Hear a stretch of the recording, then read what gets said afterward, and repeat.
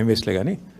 party ఫిరాయింపులు start చేసింది ఈ దేశంలో బ్రదర్ కొద్దిగా మీరందరూ జర్నలిస్టులు ఎవడో గొట్టంగాడు అనగానే పట్టుకుంటారు అట్లా స్టార్ట్ చేసిందే భారతదేశంలో కాంగ్రెస్ ఆయారాం గయారాం అనే కల్చర్ తెచ్చింది ఎవడు కాంగ్రెస్ కాదా అసలు 2004లో టీఆర్ఎస్కి 26 ఎమ్మెల్యేలు ఉండే మా 10 మంది ఎమ్మెల్యేలు ఎత్తుకుపోయింది ఎవడు ఇదే థర్డ్ క్లాస్ కాంగ్రెస్ కాదా ఎవడు స్టార్ట్ చేసిండు ఏం మాట్లాడుతుండే ఆయన కళ్ళు ఉన్నాయా పోయినాయా పెద్ద మనిషికి ఇట్లా మాట్లాడొచ్చా ఏం తక్కువ చేసింది కడియం శ్రీగారికి టీఆర్ఎస్ పార్టీ 2013లో దేహి అంటూ వస్తే ఎంపీ చేసింది కదా కేసీఆర్ గారు తర్వాత నిన్ను డిప్యూటీ సీఎం చేసిండు ఆ తర్వాత ఎమ్మెల్సీ చేసిండు తర్వాత ఎంపీ మన ఎమ్మెల్యే చేసిండు నీ బిడ్డకి ఎంపీ టికెట్ ఇచ్చిండు ఎందుకు ఈ వయసులో గలీజ్ మాటలు మాట్లాడు ఏమన్నా బండ కట్టుకొని బాయలేదుకు చచ్చిపోక అనవసరం ఎందుకు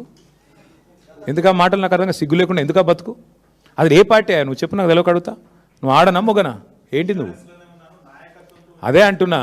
ఎందుకు థర్డ్ క్లాస్ మాటలు ఎందుకు థర్డ్ క్లాస్ పనులు అక్కడ పోయి కాంగ్రెస్ పార్టీ ఆఫీసులో కూర్చొని మొన్న అందుకే లక్ష్మీదేవమ్మ అనే పెద్ద మనిషి కరెక్ట్గా చెప్పింది రాజేంద్ర నగర్లో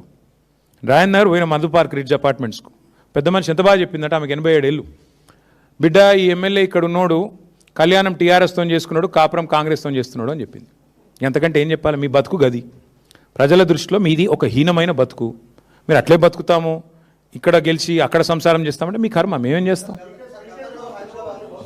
స్పీకర్ గారిది ఏముందండి పాపం ఆయన నాడిస్తున్నది రాహుల్ గాంధీ